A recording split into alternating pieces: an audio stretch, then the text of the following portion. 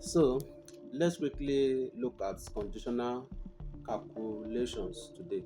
So that's what we are actually going to be checking today, conditional calculations.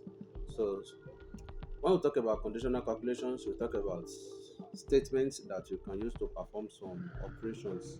Like if you are trying to analyze a data, you understand that involve using some conditional statements. You understand? So that is what we mean by conditional calculations. So what are those things that we actually use when we are dealing with conditional calculations? For example, the first one is if.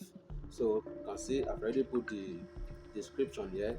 If is to perform a conditional test. Then we have the nested if. What is the meaning of nested if? Nested if is when you are having if inside a if, right? You understand? Maybe for example, you want to do a calculation like the example that I will be giving in this tutorial. Like if you want to do a calculation to collate a result, so definitely you are going to have if inside if. You understand? So that is what we call nested if. Then some if is to add set that meets a condition. For example, you can decide to say, okay, I want to add a set that meets so condition. Maybe if all this condition is true, the z sheet should add it up. If it's false, it should not add it, and all those stuff. Or if it's true, it should plot a graph. If it's false, it should not plot a graph. So that is some if. Then we have another one which is and. So this and we execute the command if both conditions are true. All right, let's take a look at example of using if now. So for example, I want to work on these little figures there just to explain the meaning of if statement. So you are going to start with your equal sign as usual. So you are going to type your if. So you are going to your parentheses.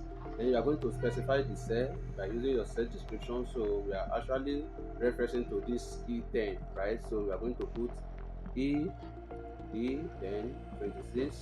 We're going to use E26. So let's say that I want to say that if E26 is greater than is greater than 11, it should be true. So now otherwise it's going to be false. So I don't need to specify that again, isn't it? So I can say that if E26 is what is greater than 11, right? Comma, then the result should be what? The result should be true, isn't it? Now let me close it, then let me close this. Now check. If you see that from here now, from this example here, right? If you check, you can see that 10 is actually lesser than what? 11.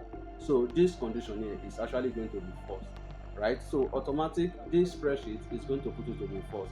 Why? If I'm self-healing, any of the value that is greater than what? That is greater than 11 is definitely going to be the condition that I've already specified there, which is what? Which is true. I can put anything there. It doesn't necessarily mean that I put true. You understand what I'm saying now? So I'm only talking about if alone. So let's press enter. You can see now the answer is what? False. You can see that we have false. The reason is that because why? 10 is actually lesser than what? Is actually lesser than 11. So if I should selfie this, let's selfie this.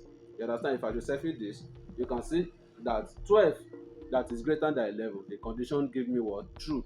15 that is greater than 11, the condition give me what? True. While 9 that is lesser than 11, the condition gave me what? False. And 8 that is lesser than 11, the condition gave me what? False. So that is for 8. So what am I saying here is that we are going to pick a project. We're actually going to pick a project that we are going to be using if and nested if to do it. And this project is going to be how to collate a result sheet. You understand, where you can assign grade for each mark. For example, you can say that anything that is greater than 70, it should be A. Anything that is greater than 60, it should be B. So that is what we are going to actually look at in our next class. So we are going to start the project by next class. Thank you.